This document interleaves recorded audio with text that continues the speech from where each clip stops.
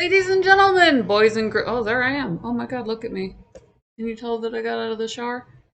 Welcome to the greatest show on earth. You have found what to play next. I am your host, Anjindra, Bint Anjindra, Bint Violet, Bint Akatosh, the first of my line. We bring you everything that's awesome in gaming. Check this out.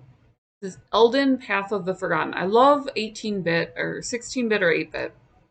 Way to conflate. I wanted to check it out. It looks a little bit different. And I'm a little too epic. They have slots. They have Cthulhu coming out of them. What is better than Cthulhu slots? I'm going to write to Big Fish and request that. It's a gambling game. What are we doing?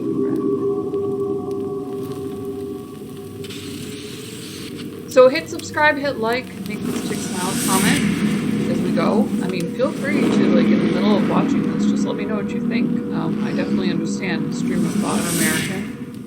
So if you do a train of thought and, you know, you do come across something like that, I beta test. So I'm absolutely open to hearing from you about that.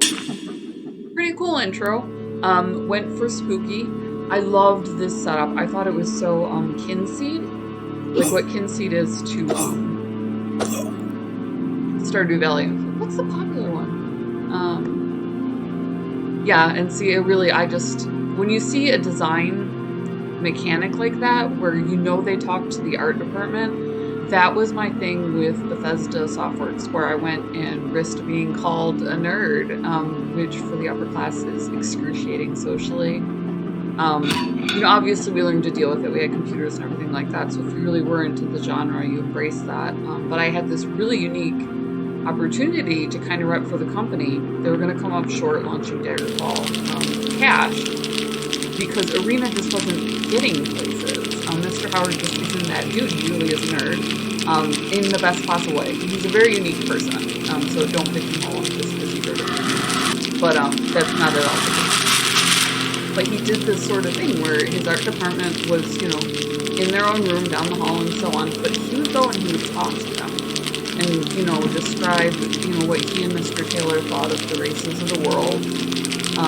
And they would draw backgrounds for them to show the settings and what they thought and so on. And there was a real back and forth there that produces this design that is absolutely intriguing to women. And it was kind of his hang-up. So when I went to discuss it with my upper-class friend, I hit this wall where he had this thing with boots.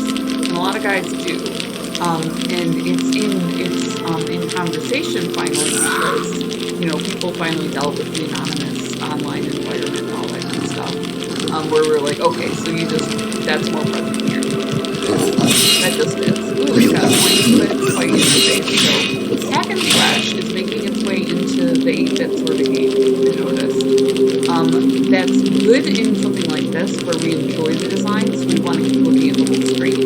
If you have something where you want to focus on the enemy, you really do want to have color combos or key sort of interactions, because it makes user thumbs. So we actually interface differently. That's when you would tell both the art department and the person who's programming so that they put it in the right place on interfacing. Well, that's at the very beginning of the game. So we were in Arena and Daggerfall from the start.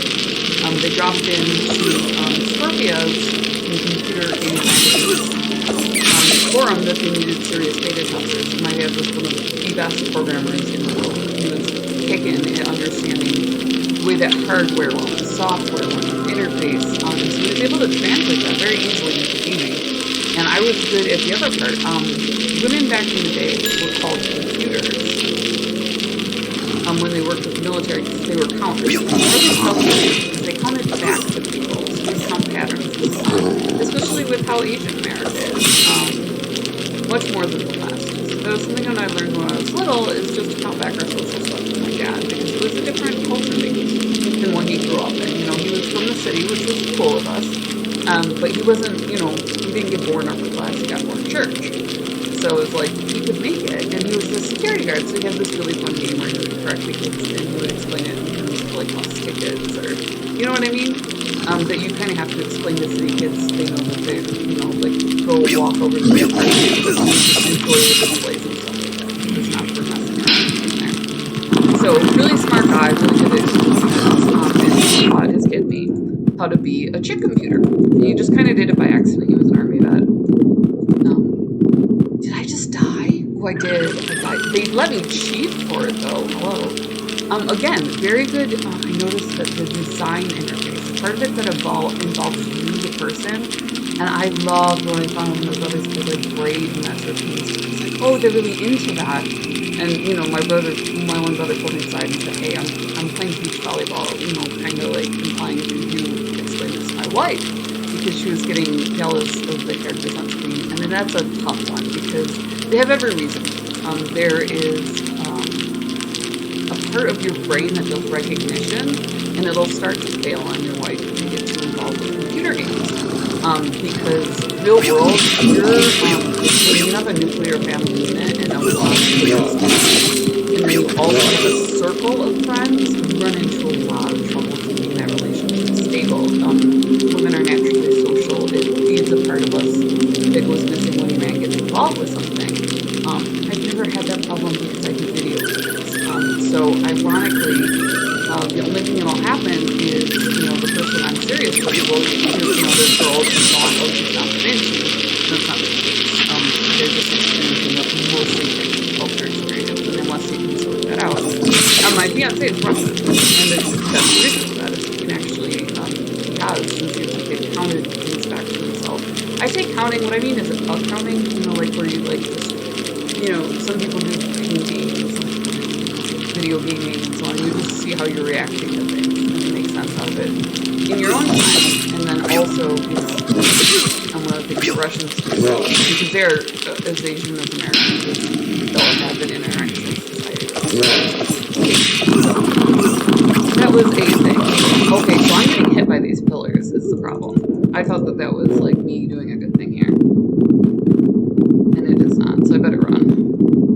Better part of Valor. I liked that about Mr. Howard's games. I actually severely disliked it about his games originally, which I understand is weird. But in the long run, after I saw what you had to do like in Diablo and so on, I thought it was cool that there was an alternative out there. So I guess it's not quite the same thing. I enjoyed that it did something for the computer gaming genre, especially, that you run in this game. You run out of the dungeons and so on. And it's not only acceptable, the level of grind that you would have to do otherwise is almost impossible. And they don't encourage you to do that. They really do encourage you to run, you're too low level, get that emotion, and so on. Very dude-centric. Dudes are much more okay with that than chicks are. You always have this feeling that you missed something or left something behind. And guy gamers tend to encourage that. So it's really an interesting dysphoria if you're into that sort of thing. So very yeah, so I ran into that problem that's just starting to be discussed where it was like, guys want to be able to feel like they're better emotionally. And since this wasn't hands-on, that was something that they addressed. We don't like being called a bitch. Oh god, I think I got poisoned. Ben's, yo. And there was a very real threat of violence, and that's what I understood that my chick friends did not, was if we don't talk about this, then there's not going to be any girls in this field, because that is self-defense, and the law recognizes that. You know, like, you're not going to have any sort of understanding of understanding that you think you're going to get. That ain't going to happen for you. And I'm like, oh, you're a chick, so you get a buy. They're going to let these guys absolutely pound on you, because they are just defending themselves from women and our wiles and our propensity to over-socialize and that sort of thing. Because you just forget you're doing it. So, the short version is I did go talk to my chick friends. They talked to their dads, you know, their proto-boyfriends, their classes. And he wound up moving an extra, gosh, what was it? I had guesstimated that I moved an extra 3,000 or 4,000 copies. I tried to be pretty precise about how much I talked about it. I knew that I would only have one go-round with my New York City acquaintances. And they needed, from what I could guess, about $40,000. Wasn't great at budgeting, but it was okay. So that was enough to package another 3-4 and send them out for Daggerfall. And Daggerfall, you know, my dad flat out told me it was going to be good enough, so I did. So I have been finding this sort of thing literally since I was 12 years old. But, and just bringing it to people's attention. And I don't think the indie devs understand. I think they're at a place where they're understanding, though. And and that's where girls like me do become handy. Did I break it? Did I break the game? Where chicks like me do become handy. That's what I am for Scout, but I scout what PC gamers play, not what gamers need to be launched. So I will very often tell a dev, okay, so like this full section, you know, if anybody, this is a game that's out, so it won't hit the indie dev community really. And I kind of chose to put it here to see how people reacted to it. I use YouTube as a social media platform, and right now I'm mostly trolling around seeing what people think about how gaming is evolving. Because there's always the possibility, and I have a very unique style, that I'm just trying to cater it to myself.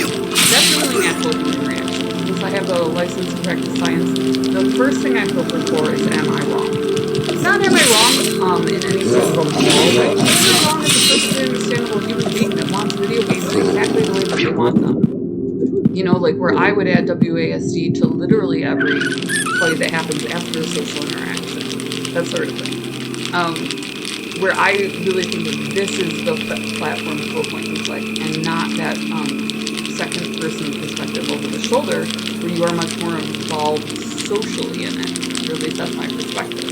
I think that should have a WASD interface, where you use arrows to move with the right hand, and then the left lets you fight, which is how Americans receive that. So that's going to get me a lot of pushback. Because they're designs that people are used to from PlayStation, and that would invert them. And that ultimately is what I think the PC gaming should be, especially because we are much more able to afford it.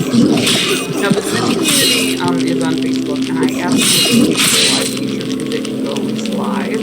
That should never happen on your computer. Nothing should ever start playing. That's a spam warning, and they're getting people used to that. I do not like that. That's dangerous. Maybe they feel that they can because they put in the community for that, but as you can see, indie games are expected to put into the community to pay their dues, and the people that they have working under them, I mean, it's not Mark Zuckerberg who's in there programming all this stuff in. It's all of the new people who need to learn the rules, and I think that's something that's now by not graduating from Harvard. It's what it is to be Ivy League and what it is to be upper class, and you really do just have to be responsible for putting your new kids through the basis, one of which is, hey, listen to people and understand that live should not go live.